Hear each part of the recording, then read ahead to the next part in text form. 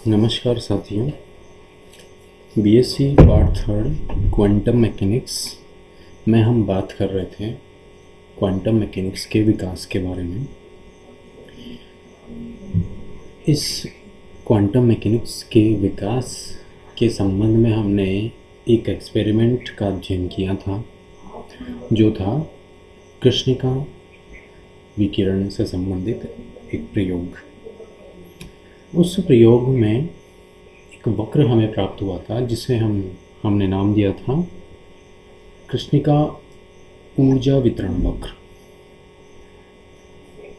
कृष्णिका ऊर्जा वितरण वक्र ऐसा वक्र है जिसको समझाने के लिए वीन के विकिरण नियम का सहारा लिया गया, लेकिन वीन का विकिरण नियम उसे या उस वक्र की आकृति को समझाने में असफल रहा। तत्पश्चात एक और चिरसम्मत नियम लेकर रेले और जीन्स ने अपना एक नियम दिया। ये नियम भी चूँकि चिरसम्मत भौतिकी से संबंधित था, तो इस नियम द्वारा भी कृष्णिका वितरण ऊर्जा वितरण वक्र को समझाने का प्रयास किया गया। क्या यह नियम इस प्रयास में सफल हुआ या नहीं हुआ, यही बात हम आज यहाँ पर देखेंगे। तो रेले जीन्स के विकिरण नियम को शुरू करने से पहले मैं आपको बताना चाहूँगा कि जिस प्रकार हम कृष्णिका ऊर्जा वितरण वक्र को तरंग दैर्ध्य तथा ऊर्जा घनत्व के लिए बनाते थे, उसी प्रकार से वही ऊर्जा वितरण वक्र आवृत्ति के संदर्भ में भी बनाया जा सकता है। चूँकि हम जानते हैं कि आवृत्ति तथा तरंग दैर्ध्य का एक संबंध होता है, जिसमें तरंग दैर्ध्य बराबर प्रकाश की चाल अपॉन आवृत्ति होता है, अर्थात तरंग दैर्ध्य तथा आवृत्ति एक दूसरे के व्युत्क्रमानुपाती है। तो अगर हम ग्राफ जो कृष्णिका ऊर्जा वितरण वक्र है वो ऊर्जा घनत्व तथा आवृत्ति के मध्य बनाएंगे, तो वो कुछ इस प्रकार का हमें प्राप्त होगा। यह ग्राफ तरंग दैर्ध्य तथा ऊर्जा घनत्व से बने हुए ग्राफ से एकदम विलोमतः बना हुआ है। देखिए, इसमें ये जो वक्र की आकृति है, ये तरंग दैर्ध्य तथा ऊर्जा घनत्व वाले वक्र की इस प्रकार की आवृत्ति से एकदम विलोमतः बनी हुई है, जो कि यह सिद्ध करता है कि तरंग दैर्ध्य तथा आवृत्ति एक दूसरे की व्युत्क्रमानुपाती होती है। रेले जीन्स के विकिरण नियम के कुछ आधार थे, जिनको मानते हुए रेले जीन्स ने अपना नियम जो है वो दिया या सिद्ध किया, एक समीकरण उस नियम से संबंधित बनाई। तो जो आधार थे वो क्या थे कि रेले जीन्स ने कृष्णिका में ऊर्जा घनत्व का पद प्राप्त करने के लिए कुछ चिरसम्मत सिद्धांतों को आधार बनाया, जिनमें से पहला आधार था कि कृष्णिका का जो कोटर होता है, जिसके अंदर से हम बाहर विद्युत चुंबकीय तरंगों को प्राप्त करते हैं, उस कोटर के अंदर विद्युत चुंबकीय तरंगें अप्रगामी तरंगों के रूप में विद्यमान होती हैं। अब अप्रगामी तरंगें क्या होती हैं, इसके संबंध में हम आप लोगों ने 11वीं क्लास में ही पढ़ लिया होगा। मैं एक बार फिर से आपको बताता हूँ कि विपरीत दिशा में गति करती हुई दो सर्वसम तरंगें जब आपस में व्यतिकरण करती हैं, मान लीजिए कमरे की एक दीवार है, उसके सामने वाली दूसरी दीवार, दोनों दीवारों से एक दूसरे की ओर चलती हुई सर्वसम बिल्कुल एक जैसी तरंगें जब मिलती है, व्यतिकरण करती है, तो एक अपरिवर्तित तरंग पैटर्न बनता है। एक ऐसा पैटर्न बनता है जो परिवर्तित नहीं होता है, अर्थात तरंग स्वरूप ही समाप्त हो जाता है। अप्रगामी तरंगें बनती, इन्हें अप्रगामी तरंगें कहते हैं। ये तरंग या ऊर्जा का किसी भी दिशा में आगे मतलब किसी भी दिशा में आगे नहीं बढ़ती है, न तरंग बढ़ती है न ऊर्जा को आगे बढ़ाती है, बल्कि माध्यम की निश्चित सीमाओं के मध्य सीमित होकर रह जाती है। तो अप्रगामी तरंगें ऐसी तरंगें हैं जो अपनी जगह पर ही कंपन करती हुई सदैव सीमित रहती है, ऊर्जा तथा तरंग स्वरूप का किसी भी दिशा में आगे संचालन या आगे नहीं बढ़ाती है। तो इसी गुण के कारण इन तरंगों को अप्रगामी तरंग कहते हैं, अर्थात ये आगे नहीं बढ़ती है, ये एक ही निश्चित स्थान पर कंपन करती रहती है, या माध्यम के कण जो भी हैं वो कंपन करते रहते हैं, ऊर्जा का कोई भी प्रवाह ये आगे नहीं करती है। तो ये पहला आधार था कि कृष्णिका कोटर के अंदर विद्युत चुंबकीय तरंगें अप्रगामी तरंगों के रूप में विद्यमान रहती है। जैसे ही कोटर अप्रगामी तरंगों से भर जाता है तो वहाँ पर विद्युत चुंबकीय तरंगें उस कोटर से बाहर उत्सर्जित होने लगती है, जो हमें कृष्णिका वितरण ऊर्जा वितरण वक्र इस प्रकार का प्रदान करती है। तो पहला आधार था ये। दूसरा आधार वापस से रेले जीन्स ने वीन के विकिरण नियम के अनुदिश या उसके जैसे ही ऊष्मागतिकी के अणुगतिक सिद्धांत से लिया। ऊष्मागतिकी के अणुगतिक सिद्धांत में एक सिद्धांत होता है ऊर्जा के समविभाजन का सिद्धांत। इस ऊर्जा के समविभाजन के सिद्धांत के अनुसार किसी ताप T पर ऊष्मीय साम्यावस्था में किसी गैस निकाय के प्रत्येक अणु की प्रत्येक स्वतंत्र विधा के संगत औसत गतिज ऊर्जा 1/2 kT के बराबर होती है। मैं इसे एक बार रिपीट करता हूँ कि चिरसम्मत भौतिकी के ऊर्जा समविभाजन के सिद्धांत के अनुसार किसी भी ताप T पर ऊष्मीय साम्यावस्था में कोई गैस निकाय है तो उसके प्रत्येक अणु की प्रत्येक स्वतंत्र विधा डिग्री ऑफ फ्रीडम के संगत औसत गतिज ऊर्जा 1/2 kT के बराबर होती है, जहाँ K है बोल्ट्जमैन का कांस्टेंट और T है परमता। एक ही स्वतंत्र विधा में हम इस औसत गतिज ऊर्जा का मान ज्ञात कर रहे हैं, तो एक स्वतंत्र विधा को यदि हम लेते हैं तो उसके लिए औसत गतिज ऊर्जा का मान 1/2 kT होता है। तो ऊष्मागतिकी के अणुगतिक सिद्धांत से इस नियम का सहारा रेले जीन्स ने लिया और अपने इस नियम को दिया। तो फाइनली जो इसका एक्सप्रेशन आता है हमारे पास वो कोटर में ऊर्जा घनत्व का आता है। कोटर में ऊर्जा घनत्व इज इक्वल टू कोटर में अप्रगामी तरंगों का घनत्व गुणा कोटर में प्रत्येक अप्रगामी तरंग की औसत ऊर्जा। अब जैसे कि माना गया है कि कोटर में अप्रगामी तरंगें उपस्थित होती हैं, तो उन अप्रगामी तरंगों का घनत्व हम यहाँ पर लेते हैं और प्रत्येक अप्रगामी तरंग की औसत ऊर्जा, तरंगों का घनत्व को औसत ऊर्जा से गुणा करते हैं। इससे हमारे पास ऊर्जा घनत्व का एक एक्सप्रेशन प्राप्त होता है। अब चूंकि कोटर के अंदर जो अप्रगामी तरंगें भरी है उनके कारण कोटर के जो अणु होते हैं वो सरल आवर्त गति करते हैं, तो विद्युत चुंबकीय तरंगों के लिए लेने पर इस ऊर्जा के समविभाजन सिद्धांत का उपयोग करने पर कोटर में प्रत्येक अप्रगामी तरंग की औसत ऊर्जा का मान kT के बराबर हो जाता है। इसका कारण है कोटर के परमाणुओं की सरल आवर्त गति। तो सरल आवर्त गति होने के कारण कोटर में प्रत्येक अप्रगामी तरंग की औसत ऊर्जा का मान 1/2 kT से दुगुना हो जाता है, जिसके कारण कोटर में प्रत्येक अप्रगामी तरंग की औसत ऊर्जा का मान दुगना होकर kT हो गया।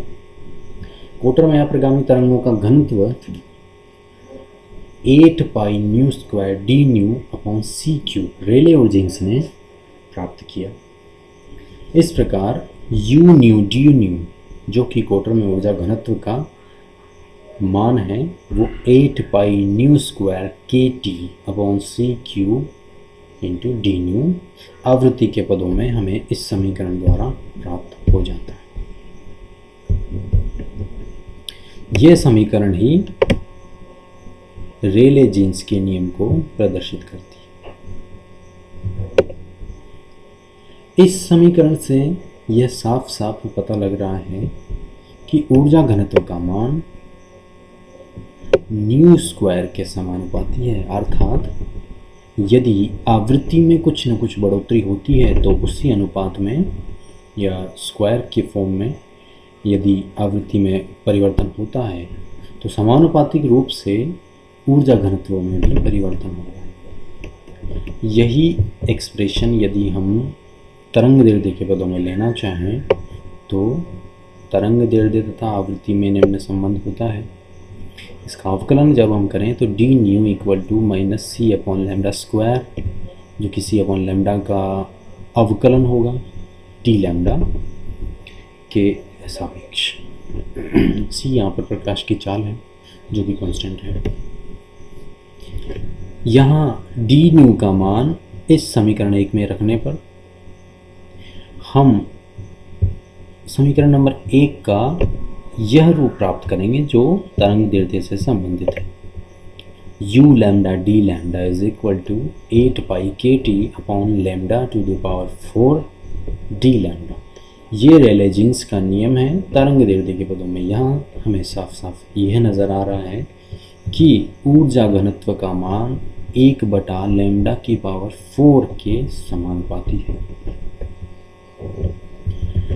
अब हम ये देखते हैं कि समीकरण नंबर 1 में प्रदर्शित रेले जीन्स का नियम क्या कृष्णिका ऊर्जा वितरण वक्र को समझाने में सफल रहा या नहीं रहा। हमारे सामने कृष्णिका ऊर्जा वितरण वक्र का ऊर्जा घनत्व तथा आवृत्ति के रूप में एक वक्र मौजूद है। साथ ही रेले जीन्स का चिरसम्मत सिद्धांत भी है, विकिरण नियम भी है। अप्लाई करके देखते हैं कि क्या रेले जीन्स का नियम कृष्णिका ऊर्जा वितरण वक्र की आकृति को समझाने में सफल होता है या नहीं।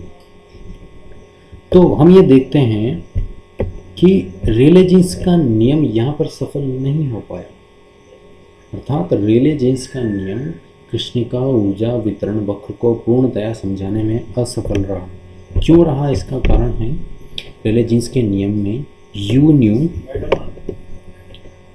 प्रोपोर्शनल टू न्यू स्क्वायर है, और यदि इस प्रकार का कोई संबंध हमारे पास आता है तो ग्राफ के रूप में हमें यह रेखा प्राप्त होती है, जैसे कि हम जानते ही हैं। तो यू न्यू और न्यू के बीच में यदि कोई वक्र खींचा जाए तो रेले जीन्स का नियम ये वक्र देगा और ये सदैव ऊपर की ओर बढ़ता जाएगा।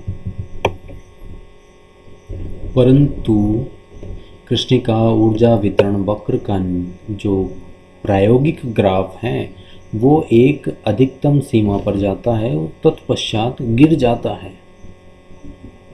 तो हम यहाँ पर यह कह सकते हैं कि एक छोटी रेंज की आवृत्ति के लिए एक लघु आवृत्ति परास के लिए तो रेले जीन्स का नियम प्रायोगिक वक्र के अनुसार चल रहा है, परंतु जैसे ही आवृत्ति का मान बढ़ता है, जैसे ही आवृत्ति का मान एक सीमा से आगे बढ़ता है तो रेले जीन्स का नियम यहाँ पर पूर्णतया असफल हो जाता है। एक्सपेरिमेंटल कर्व्स हैं, रेले जीन्स नियम से बना हुआ कर्व एकदम से अलग हो जाता है। ये असफलता रेले जीन्स नियम की कृष्णिका ऊर्जा वितरण वक्र को लेकर है। तो हम कह सकते हैं कि एक लघु आवृत्ति परास के लिए रेले जीन्स का नियम सटीक बैठता है, परंतु जैसे ही आवृत्ति की परास बढ़ाई जाती है उच्च आवृत्तियों पर रेले जीन्स का नियम कृष्णिका ऊर्जा वितरण वक्र को समझाने में पूर्णतया असफल हो जाता है। अब उच्च आवृत्ति की परास यदि हम दृश्य क्षेत्र में देखें तो एक सीमा से आगे बढ़ाने पर वो पराबैंगनी क्षेत्र में चली जाती है। तो दृश्य क्षेत्र का पराबैंगनी क्षेत्र उच्च आवृत्ति प्रकाश में आता है। पराबैंगनी से पहले के जितने भी रंग हैं वो एक लघु एक कंपैरेटिवली एक लघु आवृत्ति श्रेणी में है। तो जैसे जैसे हम दृश्य क्षेत्र में पराबैंगनी विकिरणों की ओर बढ़ते हैं, आवृत्ति का मान बढ़ता जाता है और उच्च आवृत्ति परास अर्थात पराबैंगनी क्षेत्र में जाने पर रेले जीन्स का नियम पूर्णतया फेल हो गया। उच्च आवृत्ति परास में जाने पर रेले जीन्स विकिरण नियम अव्यवहारिक परिणाम देता है, अर्थात ये सीधा ऊपर की ओर बढ़ता जाता है, जबकि ऐसा नहीं होना चाहिए, परंतु ये परिणाम देता है, अव्यवहारिक परिणाम देता है, जो प्रायोगिक वक्र से अत्यधिक विचलित हैं। चिरसम्मत सिद्धांत की ये असफलता, रेले जीन्स नियम की ये असफलता पराबैंगनी विपद कहलाती है, अल्ट्रावायलेट कैटास्ट्रोफी। तो परीक्षाओं में ये प्रश्न कई बार पूछा गया है, अल्ट्रावायलेट कैटास्ट्रोफी या पराबैंगनी विपद क्या है। यदि यही हम वक्र आवृत्ति तथा ऊर्जा घनत्व वाला वक्र यदि हम तरंग दैर्ध्य के लिए खींचें और रेले जीन्स के नियम को देखें तो वो कुछ इस प्रकार का दिखेगा, जहाँ पर ये साफ साफ हम देख सकते हैं कि उच्च तरंग दैर्ध्य परास के लिए तो रेले जीन्स का नियम एक्सपेरिमेंटल कर्व से मेल खा रहा है। लघु आवृत्ति परास अर्थात उच्च तरंग दैर्ध्य परास, लघु आवृत्ति परास पर रेले जीन्स का नियम सटीक बैठा था, उसी अनुरूप उच्च तरंग दैर्ध्य परास पर रेले जीन्स का नियम सटीक बैठ रहा है। परंतु जब तरंग दैर्ध्य परास लघु हो, तो रेले जीन्स का नियम कृष्णिका ऊर्जा वितरण वक्र को समझाने में असफल सिद्ध हुआ है। तो हम फाइनली ये कह सकते हैं कि रेले जीन्स का नियम, जो कि एक चिरसम्मत नियम था, वह लघु आवृत्ति या उच्च तरंग दैर्ध्य परास के लिए ही वैलिड है। उच्च आवृत्ति परास या लघु तरंग दैर्ध्य परास पर रेले जीन्स का नियम कृष्णिका ऊर्जा वितरण वक्र के लिए इनवैलिड हो जाता है। तो हमने दो नियम कृष्णिका ऊर्जा वितरण वक्र के लिए देखे, एक तो वीन का विकिरण नियम था और एक रेले जीन्स का विकिरण नियम था। वीन का विकिरण नियम भी कृष्णिका ऊर्जा वितरण वक्र को समझाने में असफल हुआ तथा रेले जीन्स का नियम भी कृष्णिका ऊर्जा वितरण वक्र को समझाने में असफल सिद्ध हुआ। अर्थात कृष्णिका ऊर्जा वितरण नियम वक्र को पूर्णतया समझाने में चिरसम्मत सिद्धांत पूर्णतया असफल रहा। तो एक ऐसा कॉमन नियम नहीं बनाया जा सका जिससे कि वक्र की पूरी आकृति को समझाया जा सके। तो इस प्रकार हम ये देख सकते हैं कि चिरसम्मत सिद्धांत के द्वारा कृष्णिका ऊर्जा वितरण वक्र को समझाने में कोई सफलता हासिल नहीं हुई।